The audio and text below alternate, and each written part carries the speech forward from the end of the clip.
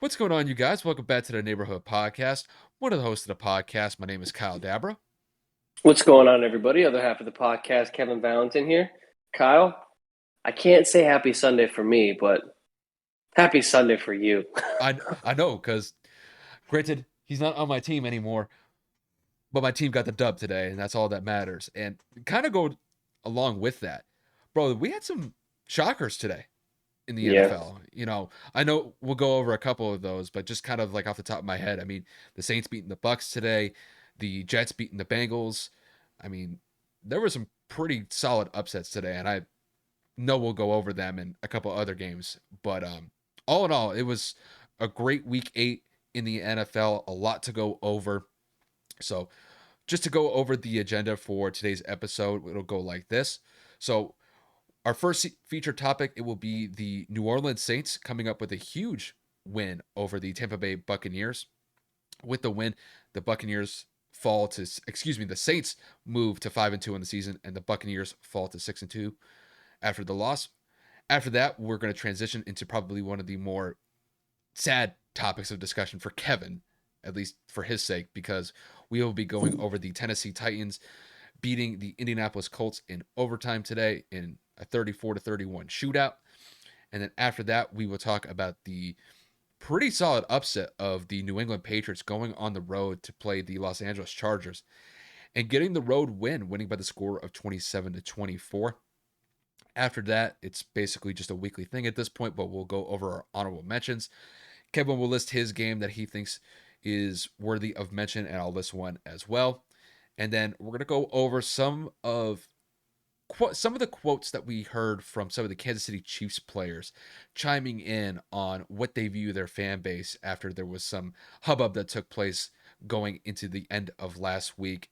And after that's taken care of, we will finish up the episode with a preview of the Chiefs and Giants game that's going to take place on Monday night. So that is the agenda that we have slated for you guys. So first things first, we are going to go over the Buccaneers and the Saints game.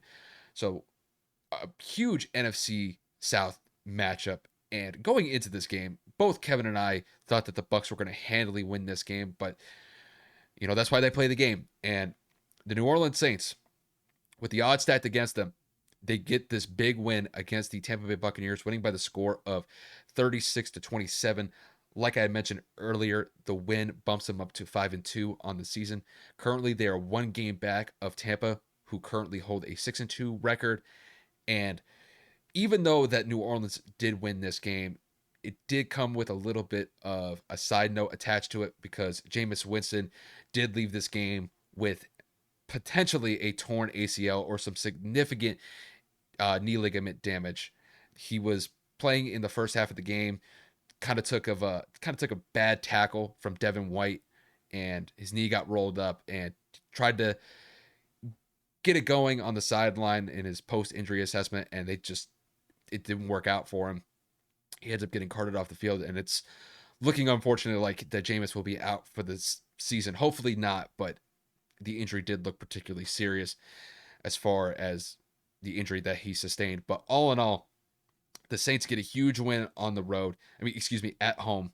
And they keep their hopes alive in the NFC South with this win. So, Kevin, to pose the question to you, just how surprising was the Saints win over the Buccaneers in week 8? It's definitely more than surprising, at least to me, just because you look at it and you say, okay, first and foremost, the Bucs are one of the better teams in the league. Conference aside, the Bucs have just been playing phenomenal football. Tom Brady's playing at an MVP caliber level. The defense has been doing their jobs. They haven't been highly successful, at least. You know what I mean? I'm not saying that they're one of the most dominant defenses outside of their rush defense, but they're getting the job done. You know what I mean? They're making sure that teams are kind of within a certain range. Tom Brady's making sure that the offense is clicking. But to get to the point, like we said, we didn't see this coming. So then obviously the Saints go out and win this game, but they do it in a convincing fashion without their starting quarterback that is Jameis Winston, without really a super successful run game. I mean, outside of Jameis's 4 big scrambles for 40 yards, I mean, we're looking at a measly 112 yards as a team rushed. which would be a significant decrease in terms of total yards. But I mean, we're looking at 152 with Jameis's rushes included for 4.8 yards a carry. They were able to keep Alvin Kamara in check in terms of the Bucs defense for 61 total yards at 3.2 yards per carry. But Trevor Siemian, man, we have to give the man some credit. He came in there. He did what he needed to do. 16 of 29 for 159 yards and a touchdown. Nothing crazy, nothing flashy, but he did make a couple of good throws to put them in a position to win. And the Saints did what they needed to do. The Saints defense, man, let's also give them a lot of kudos. They sacked Tom Brady 3 times. They also forced 3 turnovers with 2 interceptions and a strip sack. So the Saints defense stepped up where it needed to. Their offense did just enough to go out there and score enough points to put them in a comfortable position to win. And it just looked like the Saints were the better team today. I don't necessarily know if the Bucs were kind of prepared for the rush that was going to end up coming from the Saints, or I don't know if they maybe thought that this was going to be an easier game once Jameis went out. Because I mean, like, let's be realistic.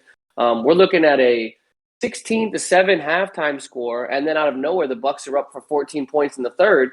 But then they can't contain New Orleans in the fourth, and they give up 13 points. So it kind of went back and forth up until later part of the fourth quarter. And it just looked like the Bucs did not have it going today. I mean, we've talked about this before.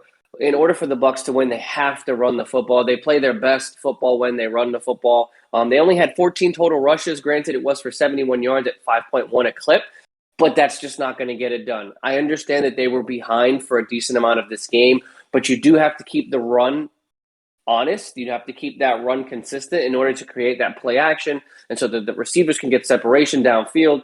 So nothing too crazy here. It was a good football game, but it really just does show any given Sunday. I mean, any team can beat anybody. And again, the Saints are no bad team. They're no scrub. But you just didn't expect it this Sunday the way that the Bucs have been playing thus far. And you would have thought that with Jameis Winston getting hurt, that would have been the Buccaneers' opportunity to come back into this game. But the defense, like I had said earlier, stepped up and really made life a living hell for Tom. And everybody knows when you get Tom rattled in the pocket and you kind of hit him a few times and you make his life a little bit miserable, he does tend to make some mistakes. The interceptions are a part of the game. He's been playing relatively mistake-less or mistake-free for the most part of the season. But the Saints created turnovers, and I believe that's the contributing factor as to why they won this game. So when I look at this game in its totality, I got to be honest. I thought New Orleans played a phenomenal game on both sides of the ball. Even after Jameis went out, I thought Trevor Siemian, he was inserted into the lineup, and I thought he played admirable football. Was he perfect? No, because there were a couple mistakes that he made, just some missed throws, some mistimed passes. But by and large, Trevor Siemian hasn't played a starting role in probably 3 years. So getting thrusted into that starting role after Jameis went out, I thought he played pretty well. But really what I want to focus on is that defense. And the fact of the matter is that they were able to beat Tampa by forcing turnovers in this game. They got 2 off of Tom as far as interceptions go, and then they also got the strip sack against them. When you get 3 turnovers against Tom Brady, that's a solid performance to be proud of. Even though that they did give up 27 points and there were stretches where Tampa really were hitting their strides offensively. When the moments mattered the most, New Orleans' defense stepped up when it needed to, and they were able to give that offense that was Jameis-less after Jameis went out with that potentially significant knee injury, and gave their offense a short field to work with. And when I look at New Orleans, this is still a team to be reckoned with. Granted, I think a lot of people wrote them off just because I think Tampa's been so dominant this year. But New Orleans is sitting at a 5-2 record. They're only 1 game back of Tampa as far as in the win column. And Tampa's going to have their bye week next week. So if New Orleans wins their game next week, they're going to be tied with Tampa at 6-2 after week 9, which would be a phenomenal start for the Saints after, last year they lost Drew Brees to retirement. And I think a lot of people were expecting a step back from this team, but they have played extremely well. And Jameis up until this point, I thought was playing kind of like a game manager type of play and was effective in that role. But now we're going to see whether or not that Trevor Siemian will be the guy to be able to carry them, because it doesn't look like Jameis is going to be returning to the football field anytime soon this season. So this is a great win for New Orleans. I got nothing else to say about New Orleans in that regard. Now, when it comes to Tampa, Tampa shot themselves in the foot today. There's no other way to say it. The turnovers hurt. Giving up 3 sacks, it doesn't help either. But really, the main point that I got to focus on with Tampa is the amount of penalties that they had in this game. They had 11 penalties for almost 100 penalty yards attached to that. And there were some crucial penalties that they picked up, especially late in the game defensively. It sets your team so far behind the 8 ball when you're getting those numbers of penalties in this game. And hell, I mean, had Tampa cut half the penalties in this game, more than likely they would have been walking out of New Orleans with the win. But you tie that in with the amount of turnovers that they had. Tom did not have his best game, even though that he threw 4 touchdowns, which is just crazy to say. Throwing 4 touchdowns, and this was probably one of his worst performances of the year. I mean, it kind of says something about Tom Brady being able to rise against the adversity. But he had that pick six at the end of the game that gave New Orleans that 9-point lead, and then after that it was pretty much over. So when I look at Tampa here, this looked like a trap game. This is their game right before their bye week going into week 9, and they got off to a very slow start in this game. And it's kind of something that I've noticed about Tampa is in some of these games early on through the first quarter or two, they get off to slow starts and then they kind of really pick it up in the third and fourth quarter. That is going to have to be something that they're going to focus on as they get into the second half of the season. They're going to have to get a more solid start in some of these games. It doesn't account for last week when they got up to a 35-3 start against Chicago, but against better quality teams, they have been getting off to slow starts, and that's going to be something to keep in mind as the season progresses. I'm not worried about Tampa. Tampa's a very good team still, but I think we got to give a lot of credit to New Orleans. I think a lot of people were not really giving New Orleans that much of a chance this season after Drew Brees had retired, but they're sitting 1 game behind Tampa in the NFC South, and pretty much I think everybody had this thing locked up for Tampa going into this season as far as the division goes. So give the players credit for New Orleans. They stepped up when they needed to today. And, it really goes to show, you got to play these games out because like Kevin and I had said last week, we both had Tampa winning this game very easily, but New Orleans proved us wrong. And I got to give them credit for that. So all in all, great performance from New Orleans in this game. And as far as Tampa goes, they're going to have to look at the film tomorrow and throughout the week, and they're going to have to learn from their mistakes because there were plenty of mistakes to pick apart from this game. Yeah, no, I mean, it was a very good game, obviously. Tampa's got to do a lot better, but shout out to New Orleans, man. They did what they needed to do. They won at home, and obviously it was a very big, important, pivotal divisional game, and they're a game behind. So who's to say that the Bucs have a solidified road to the repeat side? I mean, who's to say they don't, have another good game coming up in a few weeks? So I think that the Saints really show that they can keep up with a competitive team like Tampa, and it goes to show that, the powerhouse still resides in the NFC, truly. And it expands beyond the original teams that we had over the last couple of weeks. Well, and not only that, it's just, I think sometimes when you lose a huge, monumental piece like Drew Brees, there's this instant reaction that team is not going to be the same. There's going to be a step back. The team is going to be probably a regression or something. Yeah, exactly. The team's going to be mediocre. They're at best they might be average. I think a lot of people were maybe saying that the Saints would be somewhere around second place in the division. They may have had an outside shot to compete with Tampa, but I mean, halfway through the season, to be only 1 game behind Tampa and to potentially tie Tampa 9 weeks into the season, I got to give them credit for that. So, losing a piece like Drew Brees, that's huge. But they've been able to kind of rally around the team that they have and make these big games happen for them. But it's like I said earlier, this team is going to be tested without Jameis moving forward because Jameis had been playing pretty solid ball for them at the quarterback spot. And now that he's out for hopefully not the rest of the season, hopefully it's something that he can bounce back from later this year. But, bro, I watched that play where Devin White dragged him down. It did not look good. And it didn't help that he got carted off the field and into the locker room after that. And Sean Payton even said it after the game, saying that knee injury looked particularly significant as far as the initial results from their training staff. But, I guess we'll find out more as the days come along with Jameis's status moving forward. But it doesn't look good for him. But with that said, we are going to transition into our next featured topic, which is going to be the Tennessee Titans defeating the Indianapolis Colts in overtime in one of the best divisional matchups that we saw from week 8. So Tennessee beat Indianapolis by the score of 34-31. This was a game where Tennessee really relied on Ryan Tannehill to kind of carry them to the promised land because Derrick Henry was relatively held in check in this game. He only had 68 yards rushing, but Ryan Tannehill was able to make some big plays.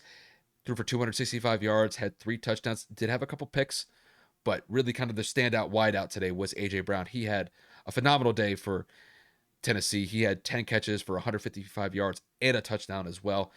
And to flip it over to the Colts, while the Colts did lose this game, the Colts offensively, I thought, played pretty well. Carson had 231 yards passing, 3 touchdowns, 2 interceptions, and then they were able to get some production from Jonathan Taylor on the ground.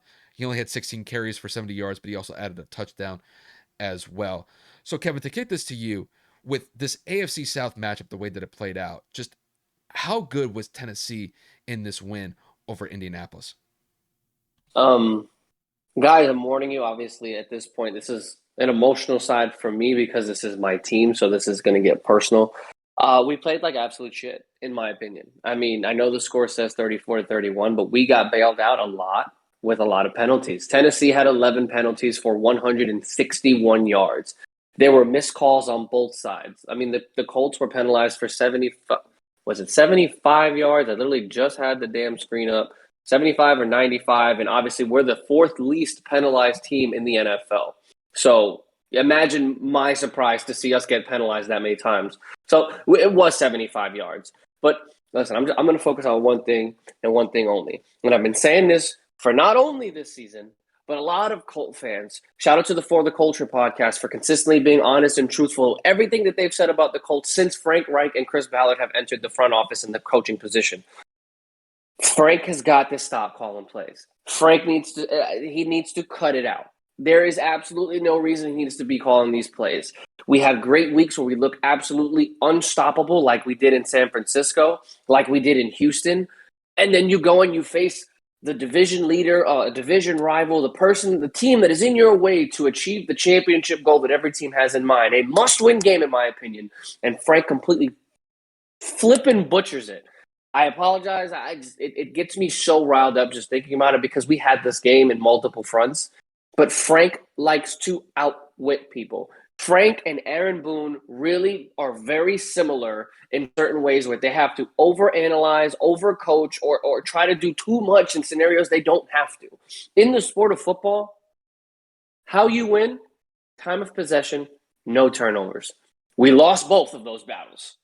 Jonathan Taylor, 16 touches. Carson Wentz threw the ball 51 times. Why does our quarterback need to throw the ball 51 times? Tell me why Carson Wentz needs to go and do that. We literally just needed to run the ball for a good portion of that second half, and we were going to score. They couldn't stop him.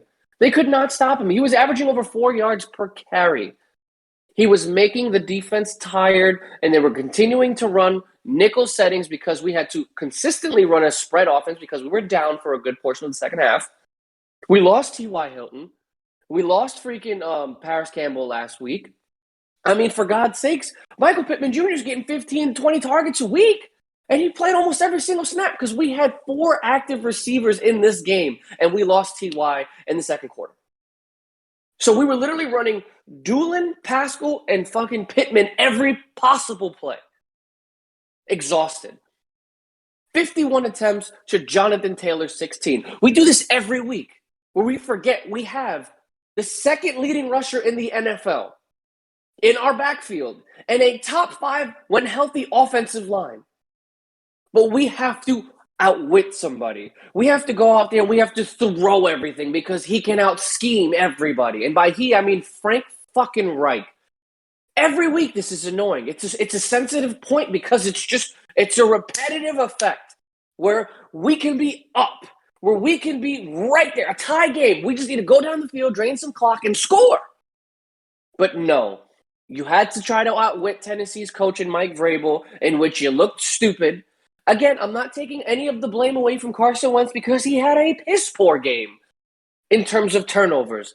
The interception in the end zone, absolutely stupid. He's been doing that shit since Philadelphia. Bro, when you get the rush, don't try to break every play off into some extended, I can save us. No, you flicked it left-handed. You got picked off at the 2, pick 6. Absolutely stupid. The interception in overtime, you threw it to Michael Pittman, who was triple covered on the sideline. No idea where you thought he was because he was not open. You had Jonathan Taylor open in the middle of the field and Mo Alley Cox open in the flat. But you chose to put it 25 yards down the field, knowing you're going to put Tennessee in field position if you make that throw. Carson Wentz also is very much to blame for this loss. But I have to just look at Frank Reich because I don't know why Jonathan Taylor didn't touch the ball in overtime. He maybe had 1 carry. There's no reason for the dominant running back that he is, the dominant offensive line that we have, and the trademark that we've made popular over the last 2 or 3 seasons since this line's been constructed together, run the damn ball, the RTDB, and we sit there and we're 20 total rushing attempts. Derrick Henry by himself had 28. There's no reason for this inexcusable, piss-poor play calling week in and week out. Frank Reich has been extended into 2026. I don't know if I'm going to make it through the season with my sanity because I'm literally watching it with my girlfriend's father saying, why are we not running the ball? After every single play, why are we not running the ball? Why is Carson throwing a 51? I'm repeating myself because I need you to understand what goes through my mind during these games. It literally doesn't make sense. If we are weak in the receiving core, our receivers are gassed. I'm not making excuses, but you're running them into the ground, trying to beat Tennessee in the air when you're literally either throwing an incompletion or you're getting picked off or damn near picked off for that matter. I think somewhere alongside in the overtime or towards the end of the fourth quarter, Carson went 2 for 12 in a stretch of his last total 12 pass attempts. Why is Jonathan Taylor not fucking there? Is he invisible? Did he break a kneecap? Or did you just say, you know what, Mike Vrabel? I'm better than you. So I'm going to have my quarterback throw the ball 50 times because we can do that. We don't utilize Nyheim Hines the way that we should be. We just gave him an extension for not only being our special teams captain or our special teams focal point, but our third down and, our extended play calling. They just literally design plays with Nyheim Hines at the helm of plays designed to go to him. You know how many touches he had today? He had 4. 1 rush, 3 catches. He was targeted 5 times. You're telling me the guy we just gave $20-some-odd million to is only going to get 5 touches in a situation, in a win game, a must-win game. But Carson's going to throw the ball fucking 51 times. I don't understand it. It doesn't make sense. We literally held the beast that is Derrick Henry to 68 yards. Do you guys know what 68 divided by 28 is? That is 2.4 yards per carry. The NFL's leading rusher, the guy that everybody says is impossible to stop. We did. And we let Ryan fucking Tannehill beat us. And he played very well. I'm not disrespecting Tannehill. He did everything he needed to do. On a 4th down play, he ran for 13 yards and he extended the drive. He made some great throws. He found the open receiver. A.J. Brown had a great game. No shade towards Tennessee. They deserved to win this game wholeheartedly outside of the fact that they were penalized for 161 yards, which is just beyond me. Mike Vrabel should make all of them run. But the point of the matter is the Colts do this every week where we legitimately look at ourselves in the mirror, and I feel like we have that stupid meme where like it's Jaquan Phoenix, whatever the fuck his name is, Joaquin Phoenix is that funny thing where he's like pulling his face and he's putting paint on his face. We look like fucking clowns because every week, all the games we lose, we should have beat fucking LA. We should have beat the damn Ravens, and we just should have beaten the Titans. This was Carson's second chance at coming in here and saying, you know what, the first time you guys faced me, I barely had ankles. And we got embarrassed in Tennessee. You got embarrassed on your home field, and you guys should all be ashamed of yourselves. Shout out to Michael Pittman Jr. for going out there and basically playing every snap and bringing balls down he probably shouldn't have. The man is making Carson look incredible for a lot of bad throws. Now, I will give Carson credit.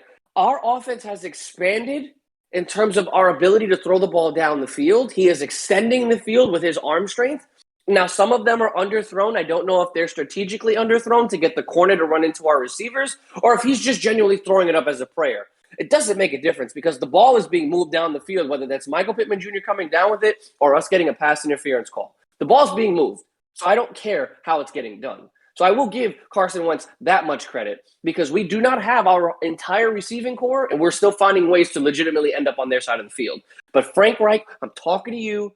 Run the damn ball, son. There is no reason why Jonathan Taylor should have 16 touches for 70 yards, and we're tied in the fourth quarter.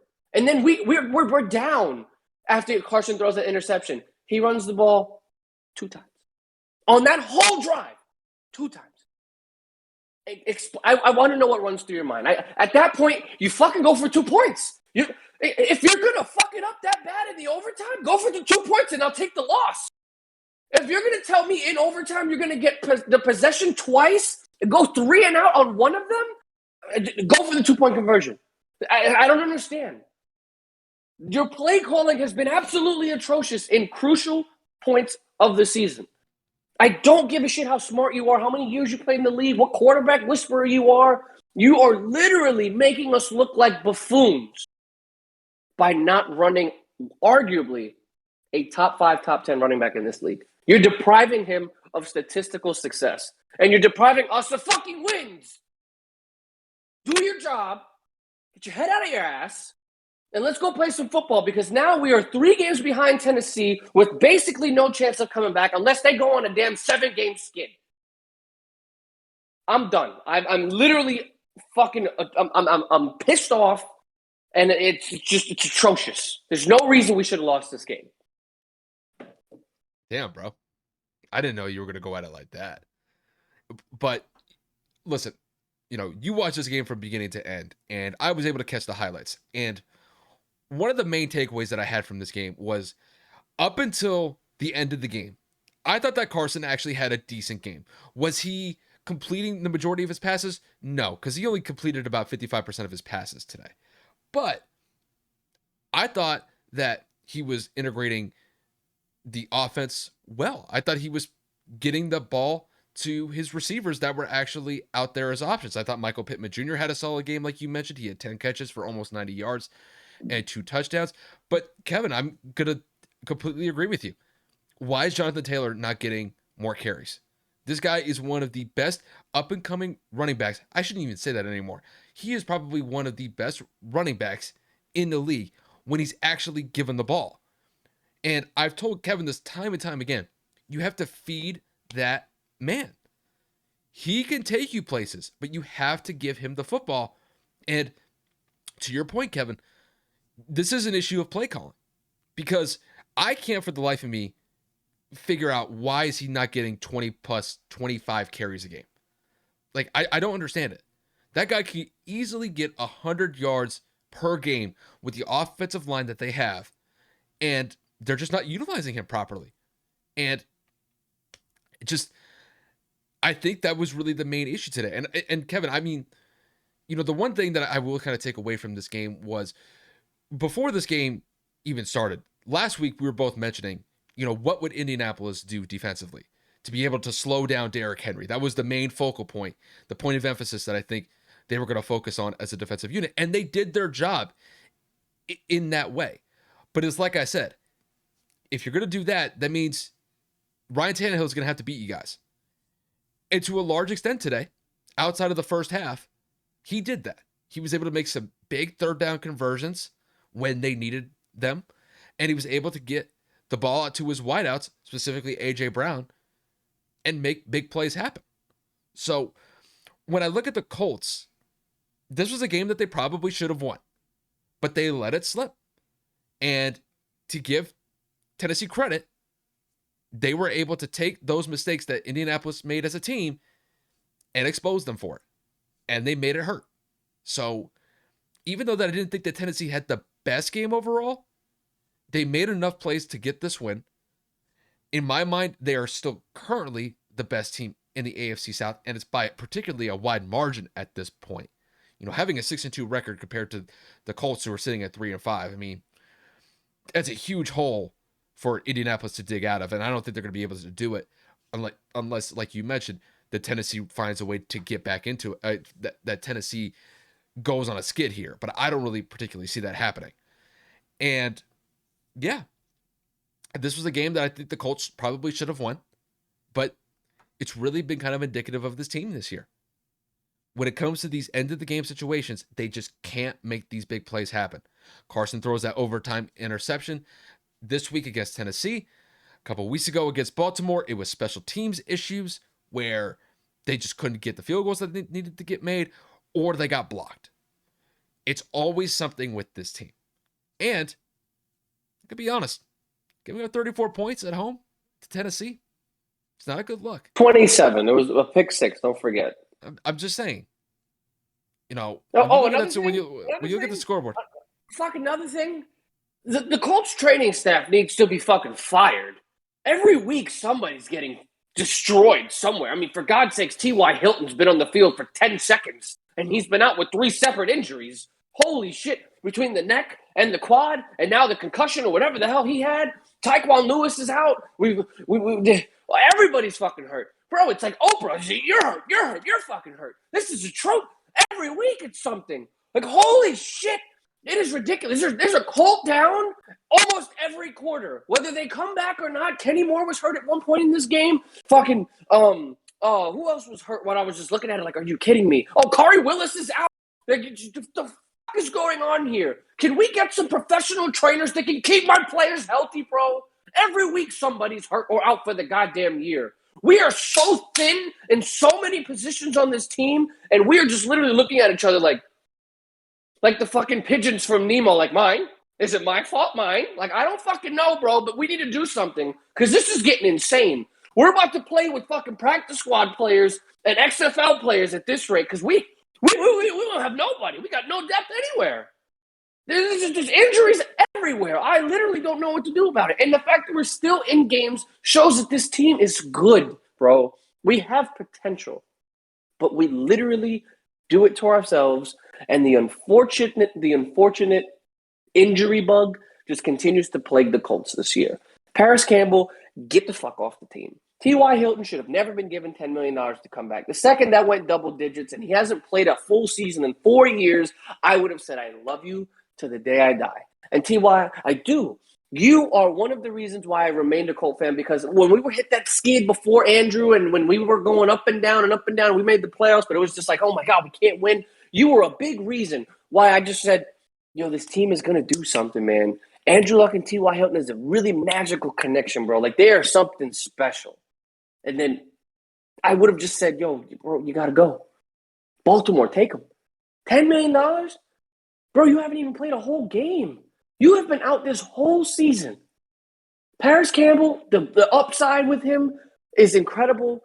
He hasn't stayed healthy. Every year it's one big surgery after another. I'm sorry. Shout out to Tyree at Ohio State. The kid had so much upside. He's got to go. And so many other players that I just can't even think of right now that I'm just looking at saying, Chris, in terms of Chris Ballard, like, why are they on this team? What are we doing here? Loyalty signings like Kyle and I talked about off air, I get it. I respect it. I do. But in terms of winning football moves and decisions to bring players back, we are doing it to ourselves. God, I feel like that was a therapy session, Kevin. Bro, I'm mad, man. I don't understand what to do here. Every week I'm looking at this like, we can do this. And then the next week is like, oh my God, this is an embarrassment. Every single week. It's just a couple plays, my guy. That's what can define a game. And for the life of me, I can't understand Carson on that interception in overtime. I mean, that was particularly just an outrageous decision. I mean, the guy was throwing it to Michael Pittman, who was triple covered. Yet he's got Mo Alley Cox on the flat. He's wide open. Jonathan Taylor, he's your check down back, and he's wide open. There's nobody in front of him. 20 yards of space. There's nobody. Like the safety's coming down, but the safety's still 10 yards away from him. I mean, at worst case scenario, Jonathan Taylor can make that catch and probably get a first down out of it. And if it's best case scenario, he may take that for 20, 25 yards if he's able to break a tackle. The way that he But runs the ball, God knows if he takes that to the house. I mean, I'm not saying he would have, but but it's like I said, Carson at the end of the game, he just made some bad decisions. Outside of those two particular decisions, as far as the interception that led to the pick six and then the interception in overtime, I thought he had a relatively decent game. Was it his best game? No. But just making those mistakes at the most inopportune times, you can't have that. And this team, when it comes to the margin of error, it is very slim with this team, because this team does have some upside, but if you're limiting turnovers, if you're not causing penalties, and you're playing a clean game, that margin of error is a little bit wider. But when you're turning the ball over, you're making mistakes with penalties, you're making mental mistakes by not being in the right spot at the right time, then that margin of error gets so much slimmer. And we've seen in multiple games this season with the Colts that, yes, when they're humming, when they're hitting their strides, they're a good team. They could be a competitive team. But it's just these mistakes that this team makes at the worst times. That's why they're losing some of these games. It's like you said, they should have beaten the Ravens a couple weeks ago. Special teams failed them. In this one, I think their defense failed them, and Carson failed them, and Frank Reich for not being able to give Jonathan Taylor more carries. I think had they given Jonathan Taylor more carries in this game, I think this would have been a completely different scenario. And I think Colts fans, I think they're definitely frustrated. I know you definitely are with Frank's play calling at this point, but this was a game where I think it really showed. 51 pass attempts and 16 carries for Jonathan Taylor. You got to be better than that. Jonathan Taylor should be at least getting 25 carries a game. Damn near 30. I know Carson could still fling it, but you got to have more balance. And today they were not balanced. And fun stat fact for you guys. In the Reich era, he has blown a double-digit lead 4 or 5 times since he's been the head coach. That is more than I think our previous 3 coaches together. Well, actually, no, I take that back. Pagano had a couple too. Pagano had, I think, 3 or 4. But in terms of like Jim Caldwell, Tony Dungy, and all that stuff, like that rarely ever happened. And with Frank Reich, we're literally every season, twice this season, where we're blowing double-digit leads. For God's sakes, we're up 14-0. Mm-hmm. Halftime was 17-14 us. And in Baltimore, what was it, 22-6, 23-9, or some shit like that? We're up double digits. It was 25-9 in the fourth quarter. You can't make these things up, man. It's consistency, but on the wrong side of the football in terms of we're consistently making mistakes. You consistently are supposed to not make mistakes. But the only thing consistent with the Colts is the turnovers and injuries. That's the only thing consistent this year. And that's where they're sitting at their at, my guy. I really don't I want to go to bed. I want to go to bed. I'm so angry. How can you go to angry? How can you go to bed when you're angry? Because I don't stay up all night at that point. I don't. Even since I was little, when I get like hot, like angry, I just try to sleep it off. I don't know why the fuck I just spit the ocean out of my mouth. That was disgusting. Excuse me. But yeah, no. Since I was little, bro, when I get super heated, I just go to sleep. Yeah, I feel that. It's weird. It's just you got to get the energy out some way. And if you just want to, head to your room and just try to cool off that way, I mean, that might be the best way to do it. So I feel that. You ain't lying. But let's get to the next topic before I give myself a damn heart attack. Okay. So up next, we are going to go over the Patriots and the Chargers game. So the Patriots went on the road and had a pretty surprising road win over the Los Angeles Chargers, beating them by the score of 27-24. This is a game that Kevin and I had discussed about possibly having as a segment last week. We decided to shelve it just because we thought that the Chargers were going to win this game relatively easily. They were coming off of a bye, and we thought that there would be a pretty solid chance that the Chargers would try to get back on track after getting absolutely destroyed by the Ravens the week before they went into their bye. But they have lost 2 games in a row, and I got to give credit to New England for making some plays today, especially in the second half. They made some great second half adjustments, and they were really able to limit that Los Angeles Chargers offense to realistically only 3 points for most of the third and fourth quarters.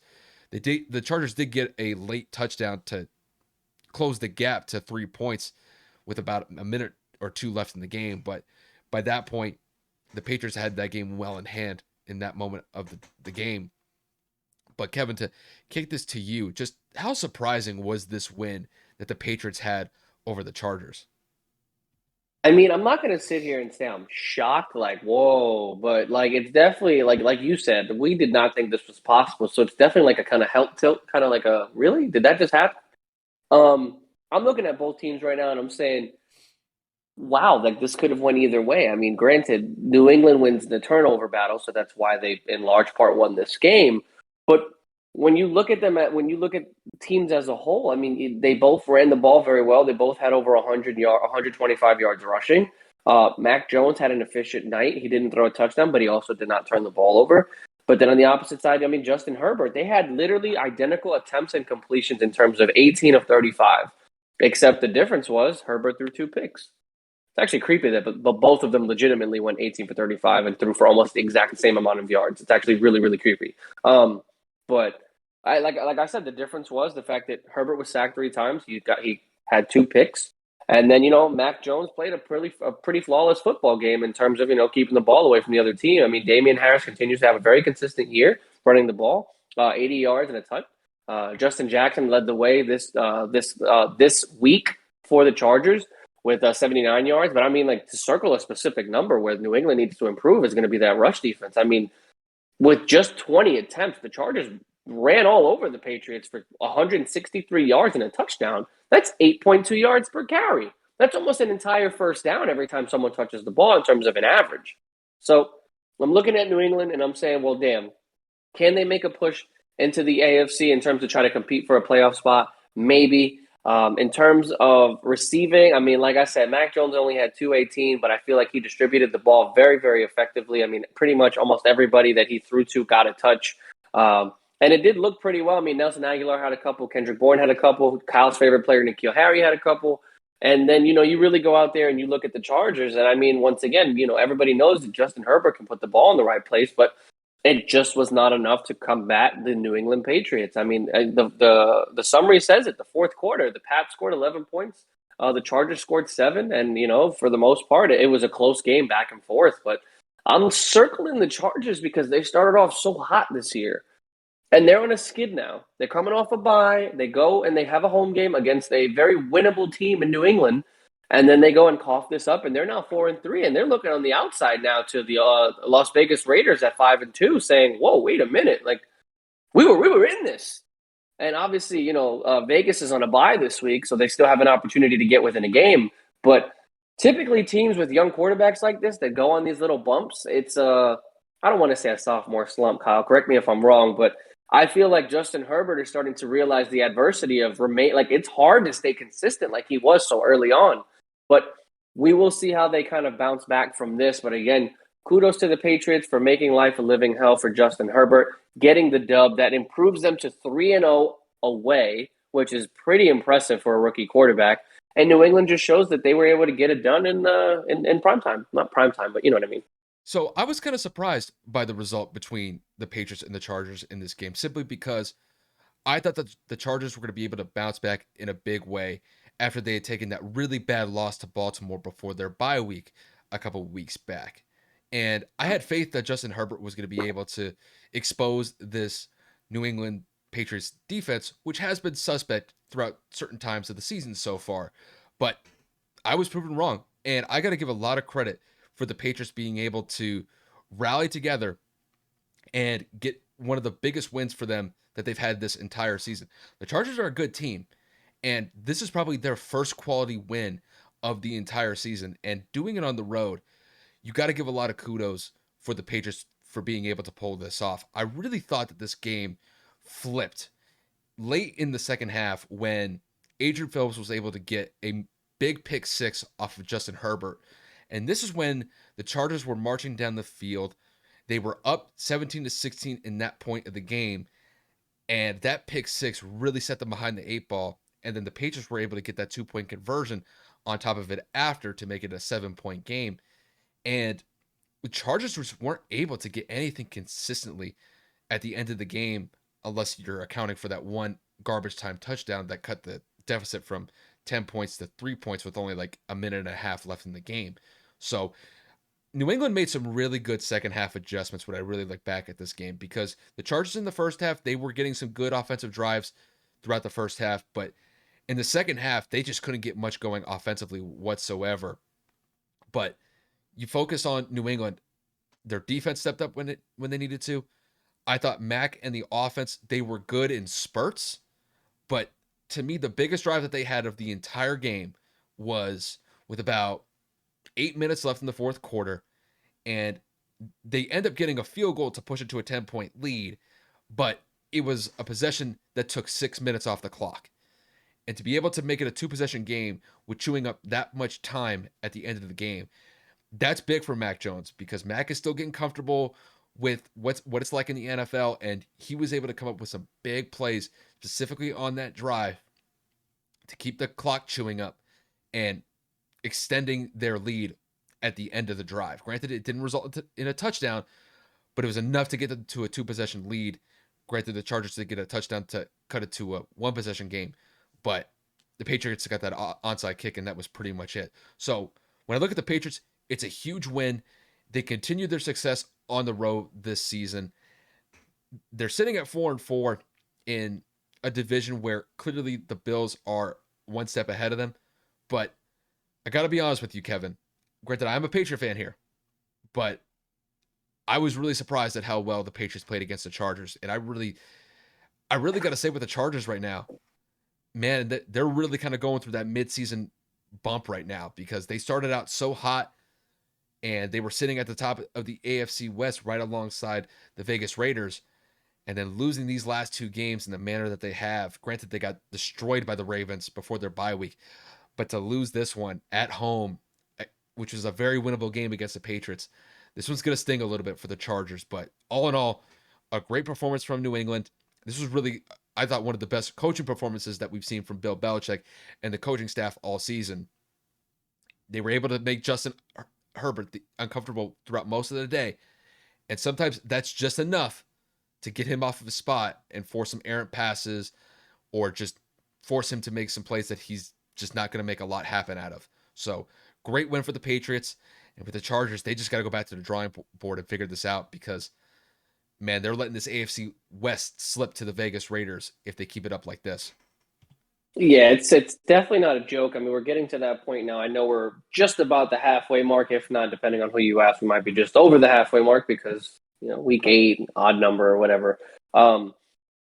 I'm very curious to see how LA is going to bounce back because, like I said, my biggest concern is with young quarterbacks that go through skids like this after having a lot of early success, tend to kind of hit that wall that we see so many quarterbacks at that age have, and where they're just kind of like in their own head saying, damn it, can I bounce back? Can this team succeed? Can I lead this team? And I mean, Justin Herbert has no lack of confidence for sure. Not that I've seen anyway, but I'm just looking at it saying, well, damn, the Chargers had a pretty handed, not lead, but a pretty handed control of the AFC West, at least alongside the Raiders.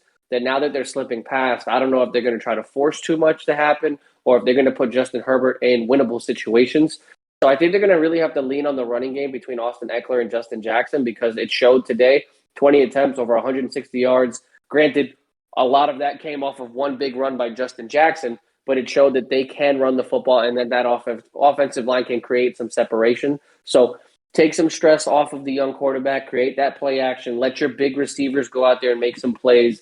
And I mean, for God's sakes, I don't know if it's something in the water this week in the NFL, but there's a lot of situations where receivers just are genuinely not expecting the ball to come to them. And there are a lot of pick sixes going around the damn league right now. So, Yeah.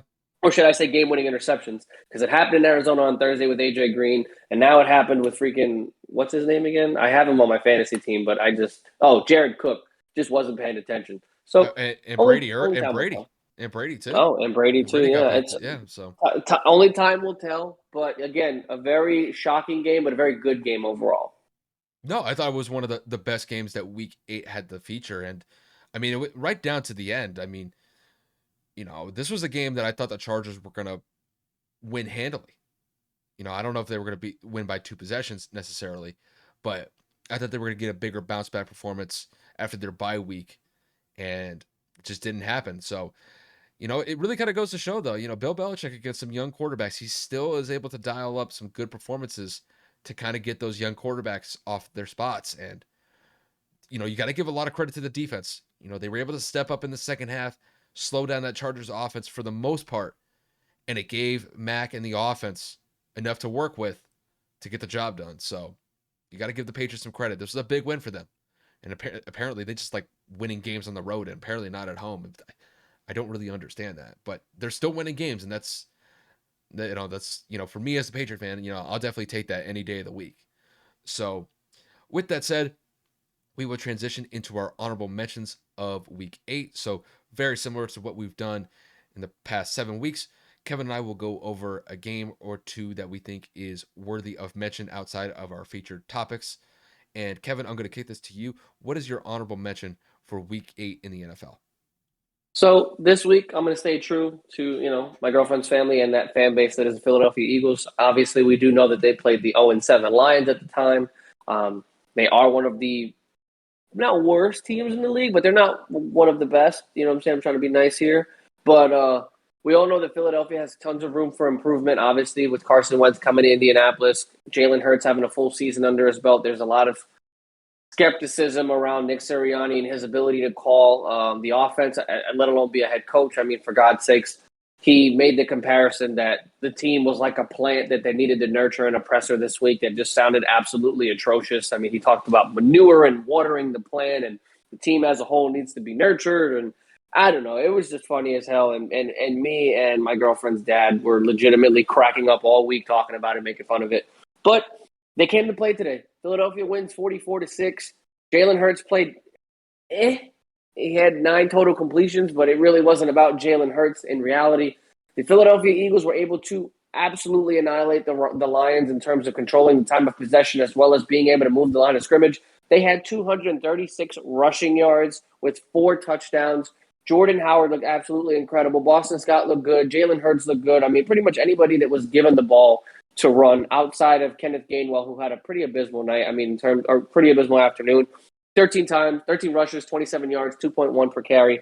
Not the greatest, but they got the job done. Defense looked great. They had about 4 or 5 sacks. Again, they found a way to make plays happen. The defense forced a turnover, and Darius Slay, ironically enough, got the fumble recovery touchdown. Obviously, for those of you that aren't aware, Darius Slay is the quarterback for the Philadelphia Eagles, who played for the Detroit Lions for 7 seasons prior to being traded to Philly. So his coming home or his return to Detroit was a little bit on the irony side with him scoring on his first game back in Detroit. So I'm not going to look too much into this and say that the Eagles are on their way up. But for a team that needs a win like this, for a team that needs to build confidence, and for a team that has struggled to run the football pretty much every single week, this was a good coming out. I mean, 46 total rushes, absolutely incredible. They spread the ball around very equally and very simple. So as long as you're going to do that and create some good play action for Jalen Hurts to make his life a little easier, again, Jalen's got to improve upon his vision downfield. I mean, he only threw the ball a total of 14 times, so he completed a total of 9, like I said. 103 yards in the air. He didn't really need to do a lot since the line of scrimmage was just being dominated by the running game. But on the Detroit side, I mean, you heard the fans if you watched the game. It was just it was bad all around. They could not get the ball moving whatsoever. Jared Goff was just it did not look consistent. Some of the play calling looked questionable at best. And then the defense was just it basically left the Red Sea open for those of you that like those Bible references. But, shout out to Philly. They beat a bad team, which is exactly what you're supposed to do. But they did it in a dominant fashion. So kudos to them. And, Detroit needs some help. Yeah, they're going to need much more than a preacher to get this team back into alignment because they're sitting at 0-7? 0-8. 0-8. Sorry, I give them too much credit. But for my honorable mention, we are going to go over the Jets pulling off probably one of the biggest upsets of the entire week against the Cincinnati Bengals. Mike White, their backup quarterback to Zach Wilson, looked like goddamn Tom Brady out there today. He completed 37 of 45 passes for 405 yards and 3 touchdowns. Who would have thought that Mike White would be the guy to carry the Jets to the promised land because the Jets have looked like a dumpster fire the entire year with Zach Wilson at the helm. And Mike White comes into the starting role today and ends up carrying the Jets to probably the biggest win that they will have of the entire season. Cincinnati's a really good team this year. And coming into this game, they were 5-2. And I pretty much booked it that they were going to be 6-2 after this week. Well, I was proven wrong because Mike White looks like he's like the next GOAT coming out after Tom Brady. Because with this performance, all I'm going to say is Zach Wilson might need to like look at his situation as far as his starting role goes. Because if Mike White keeps playing like this, I don't know why I would give the starting job back to Zach Wilson. Because when I look at this stat line here, Mike White was able to hit 10 targets in this game. 10. I don't think Zach Wilson has really been able to hit more than like 6. So the passing distribution that Mike White had with his targets today, it was phenomenal. And I'm just looking at this team as a whole. The Jets are not that good. You know, we all know that. But I got to give them credit. They came out in that second half and they gave it to the Bengals, specifically in the fourth quarter. They scored 17 points in the fourth quarter, and they were able to make the plays happen when it mattered the most to get them this win. And Kevin, I'm literally stunned at this result because the Jets are probably going to have more likely a top 5, definitely a top 10 draft pick by the end of the year. But I was no way, shape, or form expecting this type of win against Cincinnati. I thought Cincinnati would win this game by potentially 10 or 14 points. But give New York credit for this 1 week. I'm going to give them 1 week of praise. And this is going to be the one because after this, I don't know if it's going to continue. But getting this win over the Cincinnati Bengals, you got to give some credit to the Jets on this one. And I think a lot of the praise should really be given towards Mike White. He came into that starting role today, replaced an injured Zach Wilson, and he was able to dice up that Cincinnati defense, which is not a defense that's too particularly bad. They're actually a solid defensive unit, but 34 points against Cincinnati, give them credit, man. This is definitely an honorable mention in my case.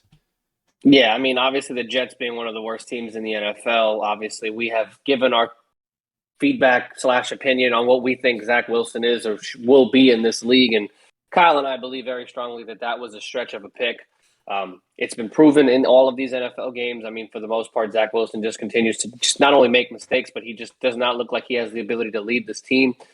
Experience aside, Robert Saleh, we all know, is a good and well-renowned coach. So coaching probably isn't the issue here.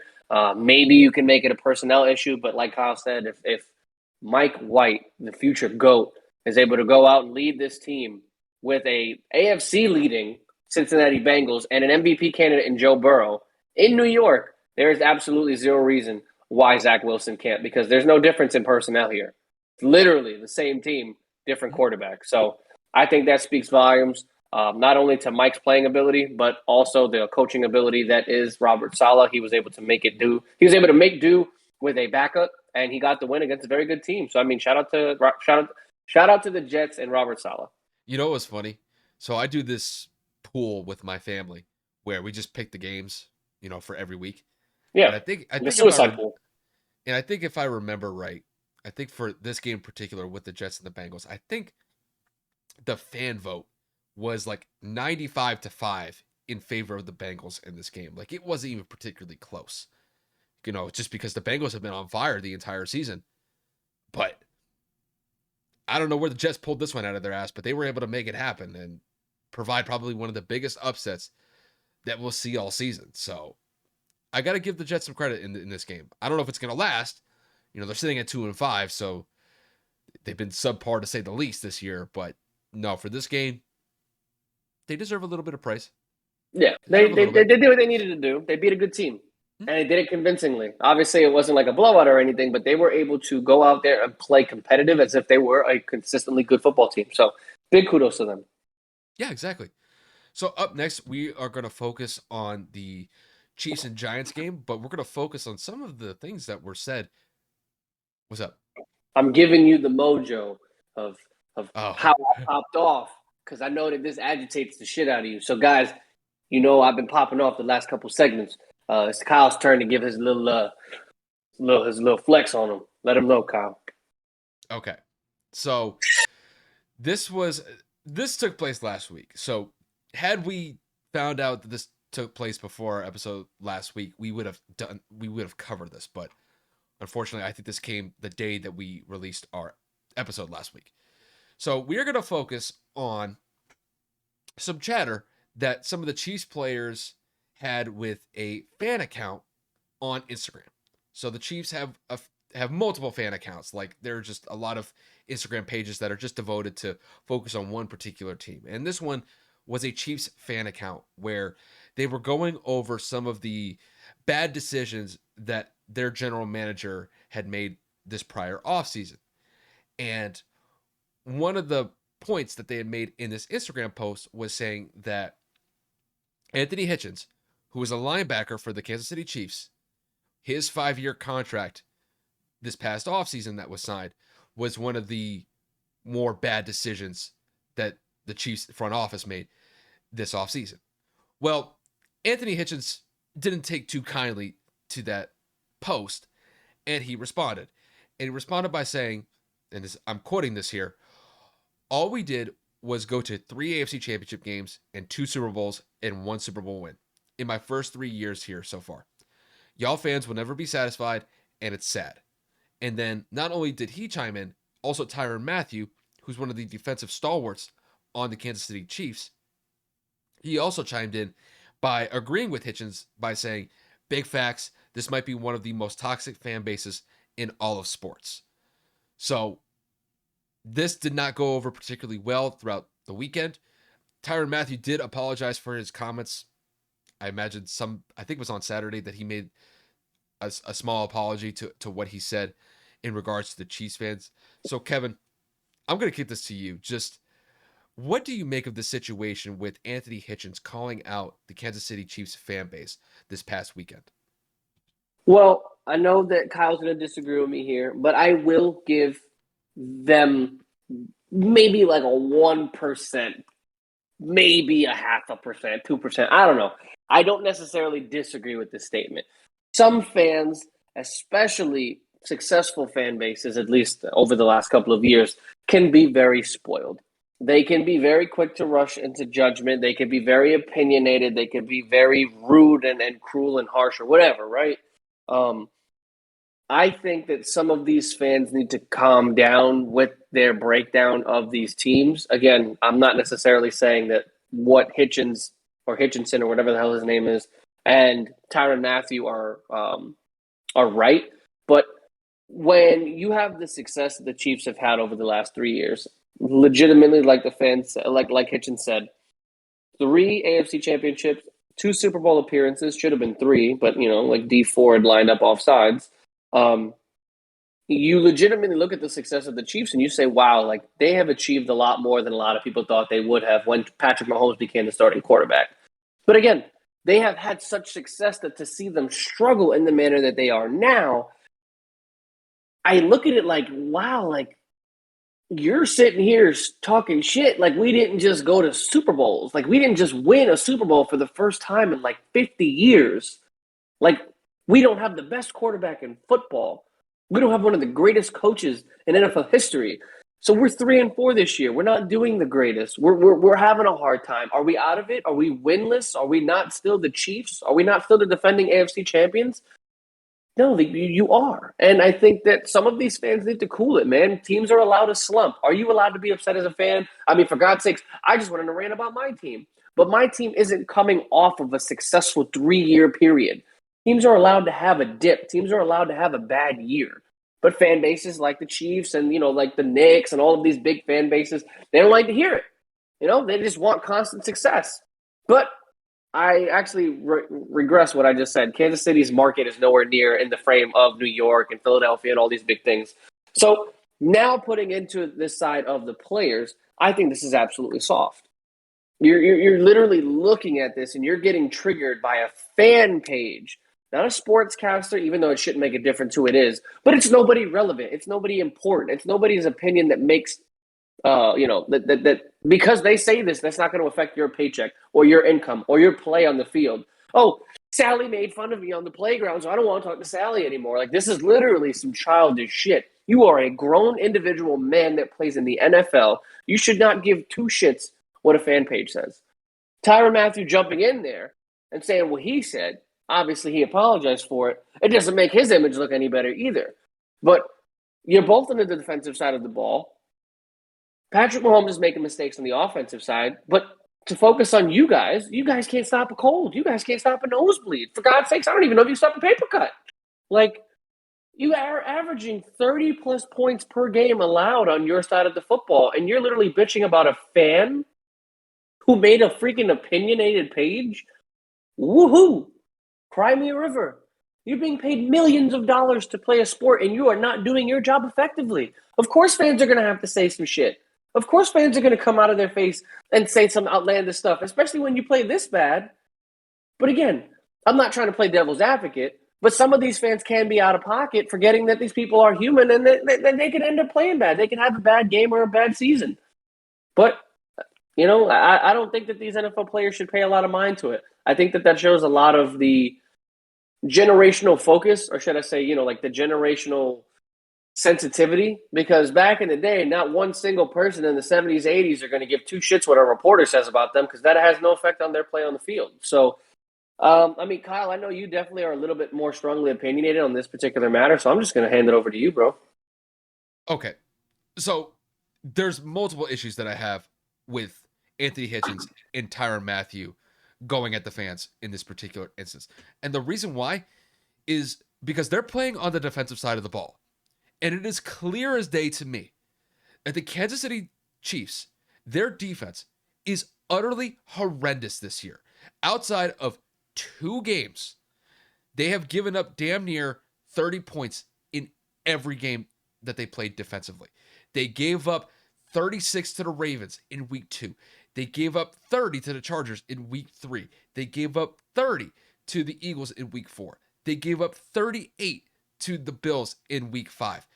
And then last week against the Tennessee Titans, they damn near gave up 30. I mean, hell, in the first week of the season, they damn near gave up 30 points against the Cleveland Browns. Their defense is literally just wide open to be picked apart left and right. And Tyrann Mathieu and Anthony Hitchens, they both play on that side of the ball. I don't want to hear any of them talk about, oh, the fans, they're soft and they're being toxic based on what they're saying about us. Damn right that they should be talking about you, because their defensive unit has been utterly trashed this year. The Kansas City Chiefs, they've been one of the best, if not the best team to roll with the last 3 years. It's like Anthony Hitchens had mentioned in that post. Been to 3 AFC championship games, been to 2 Super Bowls, have one Super Bowl win. That is the expectation that the team has now set upon itself and that the fans are coming to expect from you. And this year has been subpar, to say the least. They're sitting at a 3-4 record, and people are looking at this team on whether or not that they could get back to that championship caliber expectation that everybody had for them at the beginning of the season. And Anthony Hitchens and Tyrann Mathieu going on Instagram to bitch about what a fan account has to say about them should not mean 2 shits to them. As far as I'm concerned, throw away your phone, don't even look at it, and focus on the playbook. Go into film study and learn what you need to fix as far as the defense goes, because up until this point, they have given up over like 230 points as a unit. That is like top 3 worst in the NFL. They can't get a pass rush to save their life. They average 1 sack as a defensive unit. And they're giving up damn near 400 to 450 yards a game from opposing offenses. So, should the fans chime in about how bad this team has been so far this year? Absolutely. Can they go over the top with it sometimes? Yes, they can. I don't think they did in this specific instance. I think that Anthony Hitchens and Tyrann Mathieu, they were a little thin-skinned, and they reacted to something that they should have never touched in the first place. Why are you focusing on what people on Instagram have to say? You're a professional athlete getting paid millions of dollars to go out there and make plays happen for your defense. And so far this year, you guys have been playing like shit. And the fans are taking notice of it. And if they got something to say towards you about that, then you better take that in stride and roll with the punches. Because as far as I'm concerned, they're right. And they have every right to call you out and criticize the effort that you guys are giving on a weekly basis. Because at this point, they've been horrendous defensively. And it's having an impact on the team to a larger extent as well.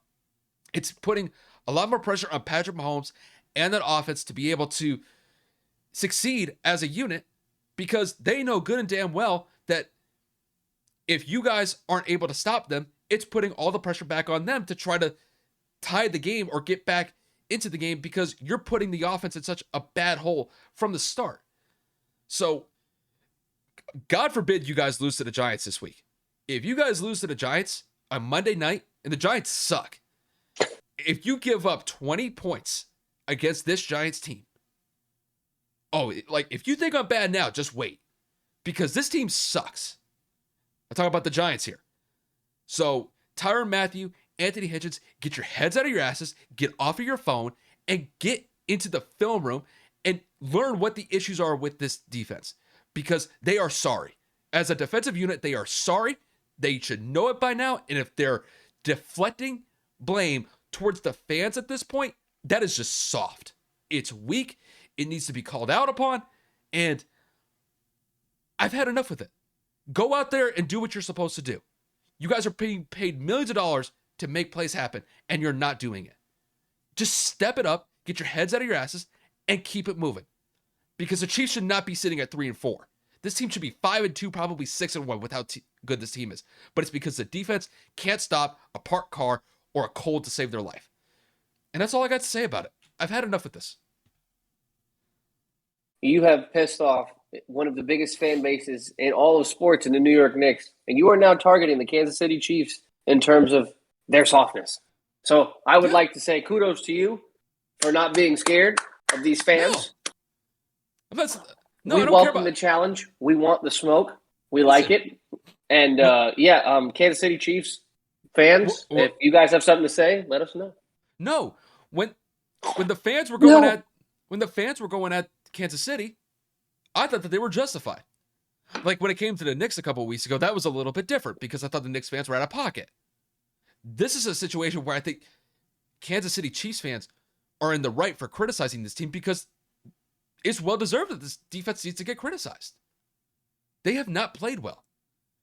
And if Tyrann Mathieu and Anthony Hitchens have a problem with that, that's on them. It's a reflection upon them. They're not getting it done on the field. If they got a problem with people calling them out on it, I think that's soft. Like, why are you paying any attention to this whatsoever? It's social media. People chime in whatever they want to say about it anyway. We do that. And not only that, you're giving us more time to talk about this when really all we want to do is focus on the upcoming game that's going to be between the Chiefs and the Giants. But no, they want to be soft. They want to get thin-skinned because, some social media account said some mean things about them. Oh, I can't handle it because this fan base is toxic, and because someone said something mean to me, they need to be called out for it. I'm like, bro, you get paid millions of dollars. Like, bro, why are you caring what they say? They can say whatever they want. You're actually going out there on the field to make things happen. So go out there and make things happen so they can actually be behind your corner instead of against you. Because are they wrong? Are the fans wrong for calling out this defensive unit? They've played like trash. So it's valid. I'm just saying, you can make a point about, the fans can be over the top. Yes, they can. Absolutely. But I think in this instance, no, I think the fans are right. I got no issue with this. Well, again, agree to disagree to a certain extent, but, there is a game that needs to be called that is, coming up on Monday, which is going to be the Kansas City Chiefs against the New York Giants. The New York Giants will be without their star running back, Saquon Barkley, once again. So, this literally furthers Kyle's point of saying if you lose to the Giants, there is an issue. They have been rattled with injuries as well. Daniel Jones has been hurt a couple times. Kenny Golladay has been hurt. Kadarius Toney, their first-round pick from the University of Florida, is expected to be back, but he's coming off of an injury as well. So you're looking at this Chiefs team and you're saying, if you can't beat up a bad Giants team, let alone a Giants team that is injured, it is just not boding well, and it's not looking good for you as an organization. So, Kyle, I pose the question to you. What do you believe the outcome to this game will be and why? Well, what should happen is that the Chiefs should win by 2 touchdowns. And I'm being nice here. The Chiefs need to get this win more ways than one because the Chiefs have played subpar this year so far. Offensively, they had their worst game of the year against Tennessee last week. I mean, they scored 3 points for God's sakes. And this is an offense that's led by Patrick Mahomes, Tyreek Hill, and Travis Kelce. And Tennessee did not have that good of a defense to come into that game. And to only be held to 3 points against Tennessee, that's embarrassing. So when it comes to the Chiefs offense, they need to put up at least 30 points in this game for me to be satisfied. Because the Chiefs have just played so underwhelming throughout the entire year. And God forbid they lose this game because I'm not going to have it if they do. And I'm looking at that defense. That defense has looked suspect the entire year.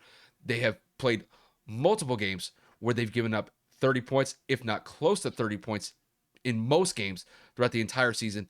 And they're giving up like 400 to 450 yards of offense to opposing teams. So you're going up against a New York Giants team that is just battered with injuries on the offensive side of the ball. The Chiefs should not give up more than 20 points in this game. This is at home.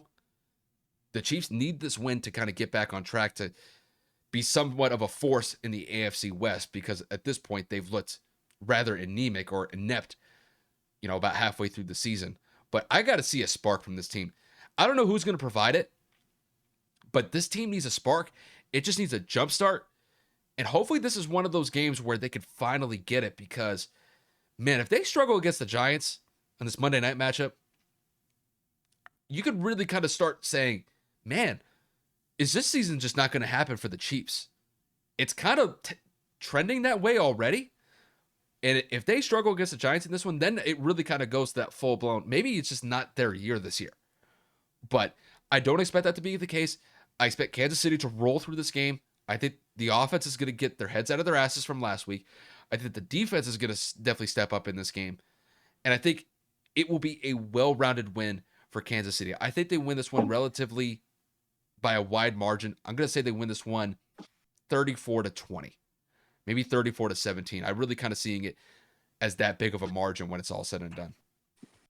So I'm going to agree, and I'm going to say this is the week that Kansas City needs to capitalize.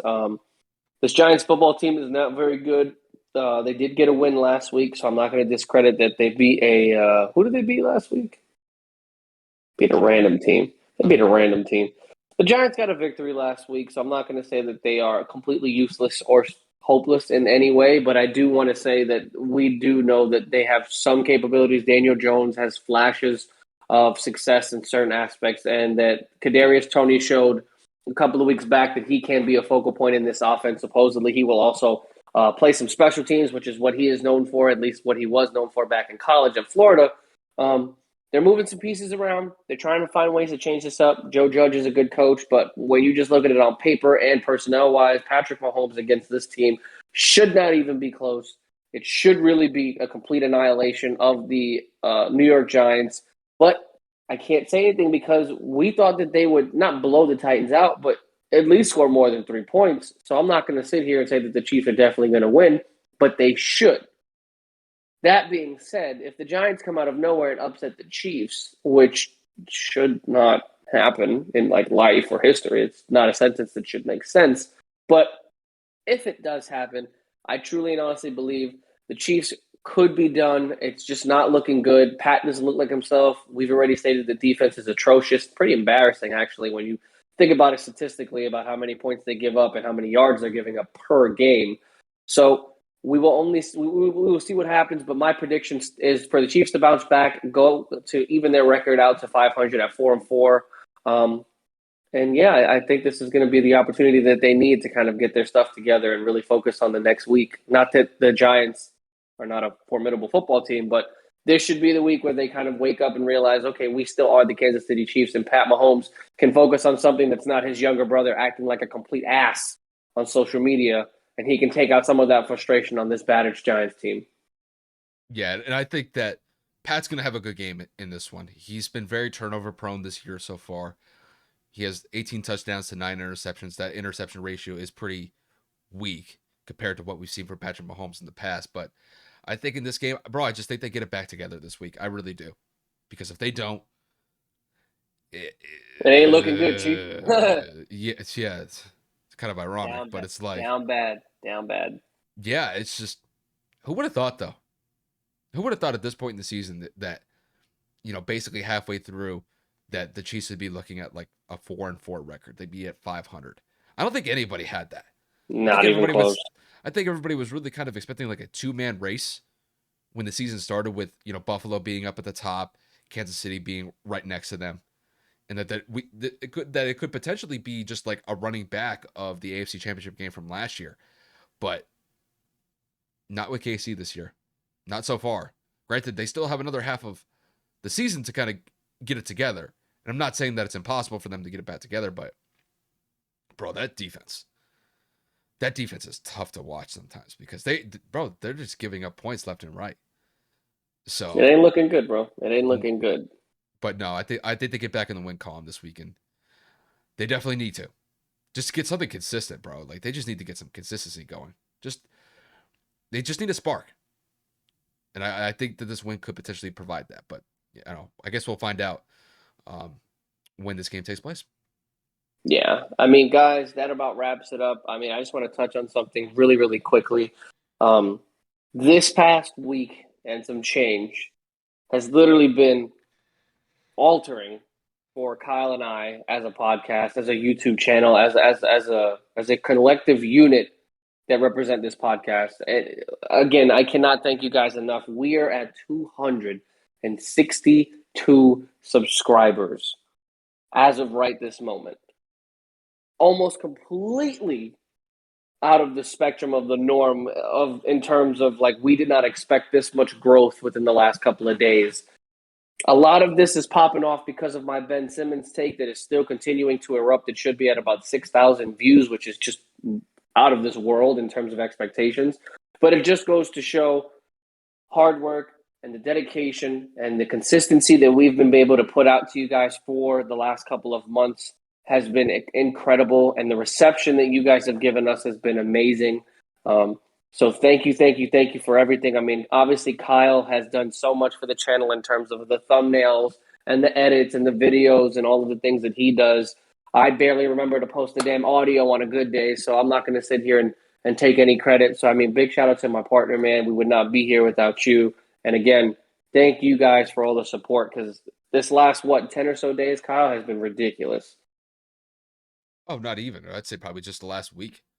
Um, I mean, I wasn't the one that made the Ben Simmons point. I was just doing the edits for after you made your point. That's you know, but that's what we do. Sometimes we have takes where we get a little bit more animated than we do with other ones, and that was one in particular where what needed to be said was said, and Kevin was really a good source to make that happen because I know there's been a lot of frustration with the whole Ben Simmons situation between his camp and the 76ers camp. And I imagine that's going to be something that we'll be talking about through the entire season because, until Ben actually plays for the 76ers, it will remain a story just based on just the division between both Ben and his team right now. So, no, I mean, I couldn't do this without Kevin. So, you know, like the editing and, the stuff that,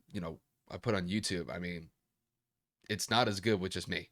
I can't carry this by myself. So it's a team effort, and Kevin has done a fantastic job through the first, what are we, 7 months in as a It's seven conjoined or pod? eight, something like that. Yeah. Because we started what, in March? I want to say we started in March when we In terms officially, of like, collaborating, yeah, I believe so. yeah. So I'll tell you this. So I remember when I did when I did that episode by myself last week. Wasn't as good. It just didn't feel right. Then like that, but that's like the impact that you have on the podcast. So for you to be able to, bring the intensity, bring the energy that you bring for every episode, you know, coming from me, like I definitely appreciate that. And I know the audience definitely appreciates, what you put in on an episode by episode basis, because I can carry it from here to there sometimes, but it's not as a well-rounded uh it's just not a well-rounded podcast when it's just me. When it's both of us just doing what we do, it's just kind of harmony in that way. So, and it makes for a better listening experience, and it just makes it fun when we actually sit down and record this. That's what makes it fun. Not only for me but for Kevin as well. So, I wouldn't be here without Kevin. So, and Kevin wouldn't be here without me. So, we complement each other very well in that regard, and I wouldn't have had another partner to do it with other than Kevin. So, definitely appreciate you, bro. Hey man, we out here. We getting these dubs. One day we'll be getting this money. We just got to keep it up. Obviously, like I said, the growth that has come within the last week or so has just been It's been insane. So it's been phenomenal. But with that said, you guys, we'll wrap it up from here. Whether you guys listen to us on the audio platforms or on YouTube, we definitely appreciate that. We will have another episode coming out later this week, so we'll definitely stay tuned for that. Other than that, that's all that I got for you guys. Kevin, you got anything else? no, sir. You guys have a great week. Obviously, Thanksgiving is right around the corner. Start prepping them bellies. Start getting Mm-hmm. ready because that grub is coming, and I cannot wait. Yes, sir. But with that said, you guys, just thank you guys for tuning in once again, and we'll see you guys later this week.